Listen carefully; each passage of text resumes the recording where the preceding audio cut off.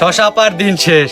আরোহী মিমের Bangladesh 3 minute 24 second না থাকলে কিন্তু খুব মিস করবেন। 3 মিনিট 24 সেকেন্ডের আরোহী মিমের দুষ্টু ভিডিও ভাইরাল হয়ে গেছে। টিকটকে ঢুকাই যাচ্ছে না। টিকটকে ঢুকলেই শুধু শুনছি আরোহী মিমের 3 মিনিট 24 সেকেন্ড। কোন ভালো মানুষটাই না আরোহী মিমের সাথে এমন কাজটাই না করলো, রাতারাতি দুষ্টু ভিডিও ভাইরাল করে দিল। ইতিমধ্যে অনেকেই আরোহী মিমের 3 মিনিট 24 সেকেন্ডের ভিডিও অনেকেই দেখে ফেলছে, অনেকেই আবার এখন পর্যন্ত দেখে নাই। কিছু মানুষ আবার দেখার পরে কমেন্টে এসে বলছে আমার কাছে আছে, আমি মাত্র দেখে আসলাম।